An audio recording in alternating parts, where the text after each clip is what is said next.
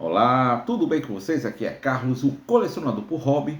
E hoje, meu povo, hoje é dia de falar de um incrível quadrinho do qual a gente tanto gosta, mas sente raiva por causa da questão da entrega, que é justamente a saga dos X-Men volume 20, edição do qual a gente vai falar a respeito dela. Só que antes de mais nada, primeiramente, eu queria convidá-los aqui clicar no botão curtir se você curtiu o vídeo.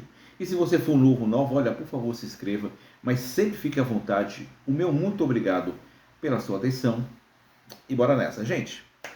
Raiva é pouco, né, gente? Porque infelizmente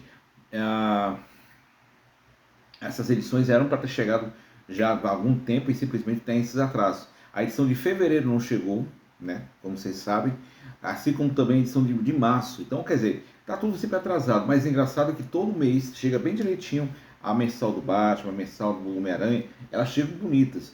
Eu não sei por que essa discrepância com relação às sagas. Infelizmente, isso não é só a exclusividade da saga dos X-Men, não, viu? A saga da Liga da Justiça foi adquirida em março, quando era para ter chegado lá em fevereiro. Assim como a edição do Superman, a primeira da nova temporada, que era para ter saído em janeiro, saiu em fevereiro. Enfim, é uma confusão e a gente espera muito que a Panini se acerte com relação a essa questão dos atrasos, porque prejudica a questão dos leitores e quer acompanhar aquela edição que é para chegar. Então, assim, vamos questão de ter tempo e esperamos que eles se organizem, tá bom? E sim, galera, a edição 20, que é uma edição que traz a conclusão da história do X-Men vs Vingadores, que, aliás, eu vou ser muito franco, é uma história, sabe, é muito mais os protagonistas são os X-Men mesmo do que os Vingadores. Os Vingadores são só, sei lá, coadjuvantes nessa grande história, porque afinal de contas a história, na verdade, é essencialmente centrada no Magneto. O Magneto é o centro da questão e ela tem uma conclusão levada à questão de como isso vai ser resolvido. É uma retomada também da edição número 12, que ocorreu o julgamento do Magneto, entende? Então, assim, é uma retomada, meio que deu um desfecho referente a isso. E aí nós temos as edições do Uncanny X-Men 220 a 222, que ainda estão tratando com relação ao Forge, né? O que aconteceu, o que está acontecendo ao Forge, por que essa procura é cessante referente a ouro por conta dele, o porquê que ela o procura. Tem essas questões das quais tem que ser resolvida e principalmente o que é que os X-Men vão fazer com os carrascos que sim, os caras precisam tomar a deles, porque afinal de contas sangue mutante jovem e inocente foi derramado. Então, galera, vamos sem mais demoras, vamos dar uma lida verificada aqui na edição e aí a gente conversa mais a respeito sobre isso, tá bom? Então, rapidinho, virando a câmera para a gente conferir como é que tá aqui dentro. Vamos lá, vamos começar a falar a respeito da saga dos X-Men. Gente, eu acho que tá chovendo, eu acho que vocês vão ouvir muito barulho da chuva, né? Então é isso aí. Então, galera, tá aqui. Esse volume tem 152 páginas, por isso que está custando R$ 44,90. Essas edições trazem a continuação de X-Men vs Vingadores, a 2 a 4, e Uncanny X-Men 220 a 222. Muito bem, então vamos lá começarmos a falar a respeito disso. Foge, seu covarde, apareça. Eu quero os meus poderes de volta. É agora, parece. Eu lembrei. Só os mais velhos vão lembrar disso, mas tem um vídeo, um viral, um meme, que era uma mulher gritando na madrugada. Porque o nome era gritando, querendo de volta o chip do celular dela. Fazendo escarro. Eu não sei se alguém vai lembrar disso, mas eu lembrei disso agora, não sei porquê. Procure, é Pedro Chip, eu acho que é mais ou menos isso. E sim, gente, vamos lá. Dando continuidade, a edição 2, ela meio que retoma aquele encontro dos heróis dos Vingadores, eu vou chamar de Vingadores russos, né? Vingadores russos com os Vingadores dos Estados Unidos, meio que tentando aprisionar o Magneto. E claro que sempre quando encontra heróis entre si, eles vão brigar, não tem pra onde correr. Toda briga vai resultar no quê? Na fuga a fuga do Magneto, né? Eita peste! Alguém ouviu? Vou gravar assim mesmo, não quero saber. E aí de repente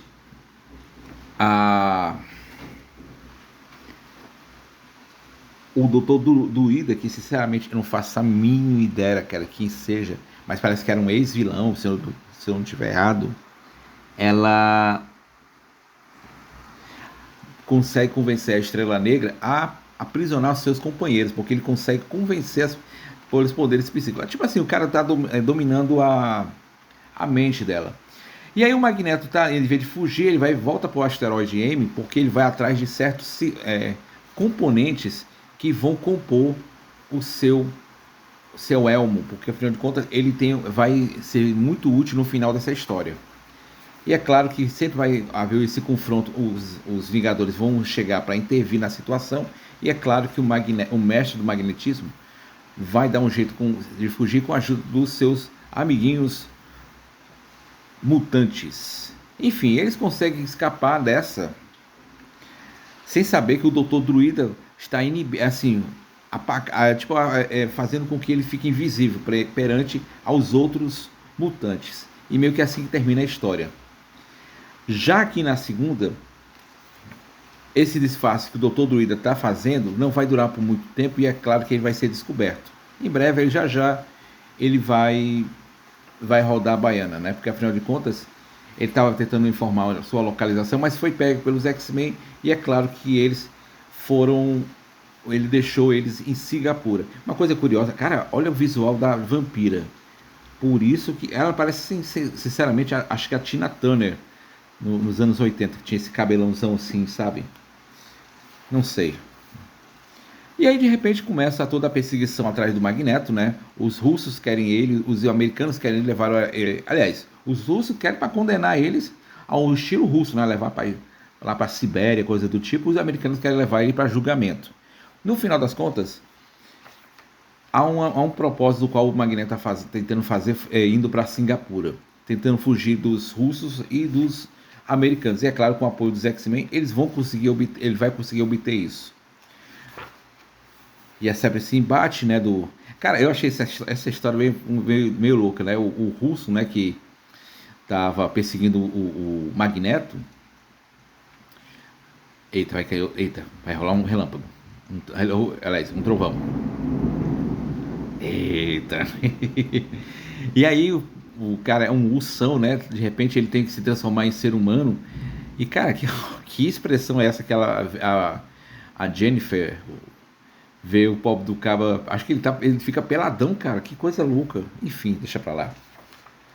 Eu só notei esse detalhe importante. Enfim, no final do frigir dos ovos, Vingadores e Russos, eles meio que eles se salvam, né? E é claro que o culpado disso é o Dínamo Escarlate, que é o que é responsável pelo afundamento do navio, que vai pagar pelo governo russo. E é claro que o Magneto vê de longe todo o fuzuê que está acontecendo indo embora. E aí chegamos finalmente a quarta parte, que é justamente... Aqui é engraçado, você tem a arte do Max Silvestre, né? Aqui tem esse Keith Portland. Eu acho que ele já desenhou alguma coisa referente a Liga da Justiça, posso estar enganado. Enfim, de qualquer modo, a perseguição consegue percorrer ainda o espaço de Singapura, né? E é claro que o mestre do magnetismo ele está fugindo a todo instante. Só que ele é salvo por questão de mutantes que também estão tentando protegê-lo.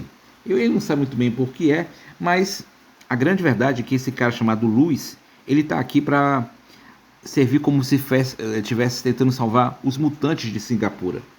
E meio que ele vai tentar fazer ele o convencer a ir contra a humanidade. E o Magneto já está com outras ideias de tipo, não, eu estou seguindo o sonho do Charles Xavier e não quero mais matar, não quero mais escravizar os homens sapiens.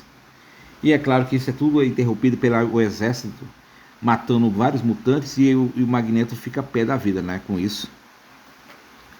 E ele vai embora levando o seu elmo, porque ele tem uma relevância mais à frente.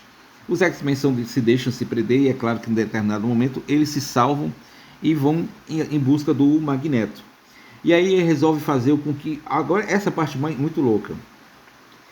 Ele planta alguns componentes no elmo e faz com que ele consiga se comunicar com a distância com os X-Men. Parece que ele tem um mini cérebro, certo? É um mini cérebro que ele consegue conversar com todo mundo aqui, ó, com os Vingadores e com os X-Men. E aí, em um determinado momento, ele consegue teletransportar os X-Men e o Capitão América. E aí você não sabe por que ele chamou Capitão América, mas ele está tentando o seguinte: a ideia dele é simplesmente convencer, tentar fazer com que o mundo ele pare de odiar os mutantes. E ele trouxe o Capitão América primeiro para tentar convencê-lo de que ele tá o plano dele, e em seguida ele tenta utilizar os poderes do que ele quer fazer em cima do Capitão América. E claro que o Capitão América ele não é um antimutante, ele simplesmente quer proteger a todos, e o Magneto vê que ele não consegue mudar a opinião dele com relação aos atos que o Magneto cometeu. E aí ele percebe, cara, esse plano não deu certo, quer saber de uma coisa? Eu estou me entregando para ser julgado. E ele volta para a França, como teve na edição 12, para ser julgado. E aí a Gabrielle Heller é a sua advogada novamente, lembrando vocês, viu, que na história dos Novos Mutantes, a Gabrielle Heller vai ter um filho com o Charles Xavier, o Legião. É a mãe do Legião. E aqui vai ocorrer o julgamento. Ele é chamado um general russo, né, para falar sobre a questão do afundamento do submarino, que aconteceu do submarino, e com relação à ativação de um vulcão. Todos esses eventos aconteceram justamente aonde? Na edição definitiva número 8, que chegou, eu tenho em mãos, esqueci de trazer ela aqui, mas deixa para lá, isso não importa. O importante é que esses eventos aconteceram na Uncanny X-Men 150. E aí é claro que acontece é chamado Capitão América, que percebe que é o seguinte: olha, não vou conseguir apagar os atos que ele cometeu no passado, mas acho que ele está tentando reverter sua situação. E tem um determinado momento que o Magneto ele consegue utilizar os seus poderes para chamar meu Deus do céu, a Capitã Marvel, para que ele o ajude a localizar os mutantes lá de Singapura, para pegar o elmo dele. E aí, quando ela volta para lá, descobre que todos eles foram mortos. Aí, inclusive a garotinha lá que tem o poder de identificar todos os mutantes, infelizmente morreu, infelizmente. E aí ele retorna para sua... A Capitã Marvel retorna, né? E percebe que na verdade ele estava com um plano, achando que um dos promotores é mutante. Por isso que ele havia esse ódio, mas na verdade não. Ele só é um anti-mutante. E ele já tem como a definição do que vai acontecer com ele, que vai ser condenado. E aí, rapidamente, a Capitã Marvel conta os fatos, e ele de repente quer saber de uma coisa, já sei o que eu vou fazer. Ele recupera o elmo, que faz com que o elmo viaje de Singapura até a França, ó.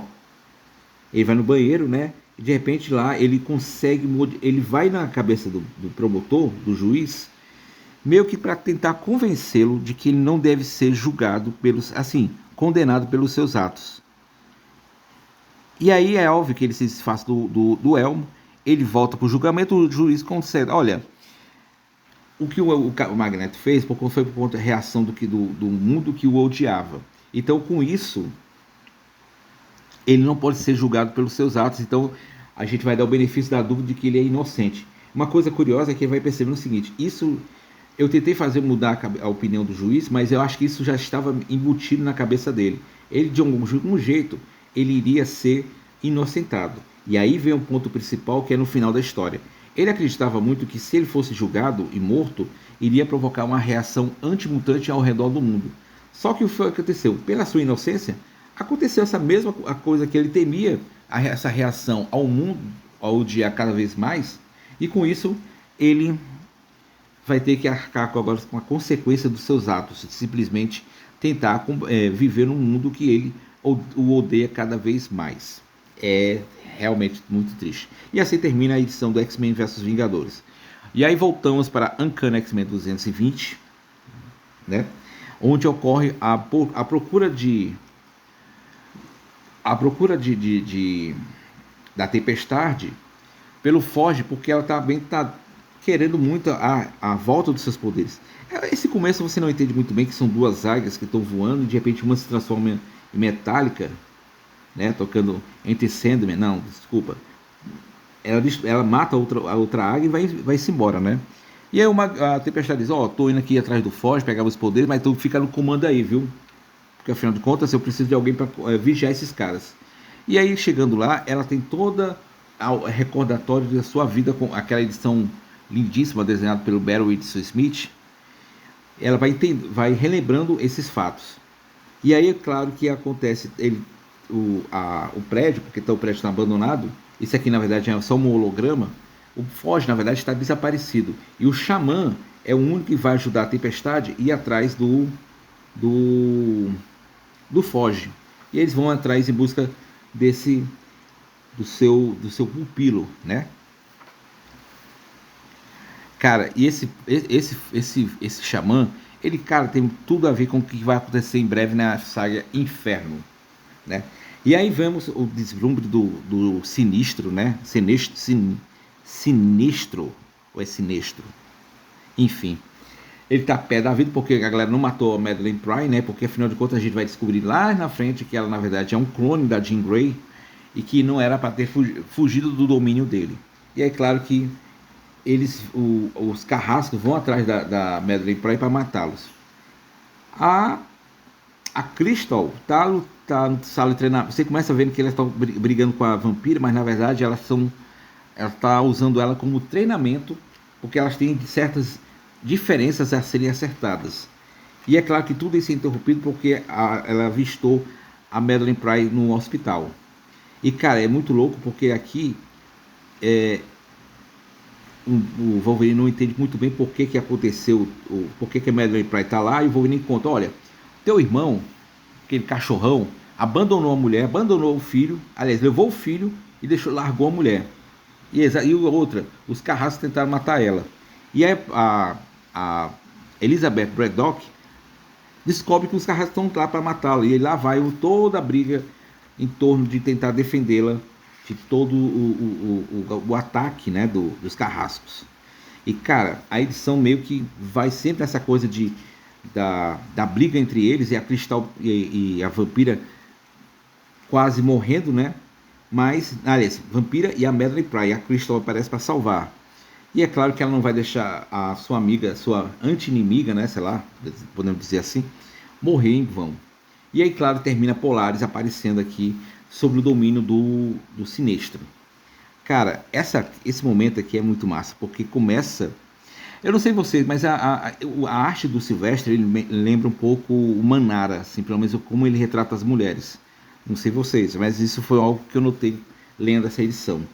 E é claro que começa novamente o embate, né? A Lorne, a Polaris se libertam por um tempo dos poderes do Sinestro, mas recupera de novamente. E começa toda a briga novamente com criaturas que você não sabe muito bem por que estão atacando a Tempestade e o Xamã. Mas que no final das contas, eles meio que vão se levar a melhor, né? Porque tudo isso vai estar girando em torno da busca pelo Forge. E aqui meio que termina com o pobre do Destrutor sendo largado pela mulher. Eles conseguindo salvar a Madeline Pryor, né? E o pobre do Destrutor chorando as lamúrias por ter perdido a mulher. E assim termina a edição 20 da saga dos X-Men. E é isso, galera. Muito boa edição, como sempre. Não tem como você achar ruim. Realmente, a saga dos X-Men, para mim, eu acho ainda é a melhor saga para ser acompanhada. Sem medir outras sagas. Essa aqui é uma das melhores. Eu posso dizer que é a melhor, porque existem sagas que têm seu mérito. Por exemplo, a saga do Batman, com relação que vai trazendo a queda do morcego. A Superman, que ainda está retomando aquelas histórias do Homem de Aço e que em breve deve chegar perto já da morte. Então, assim, tem seu mérito e é qual a gente tem que sempre dar o devido valor. Tá legal? Mas de qualquer forma, é muito boa. Eu quero agradecer também a vocês que ficaram até o final. O meu muito obrigado. Fiquem com Deus. Até a próxima, se Deus quiser. Valeu!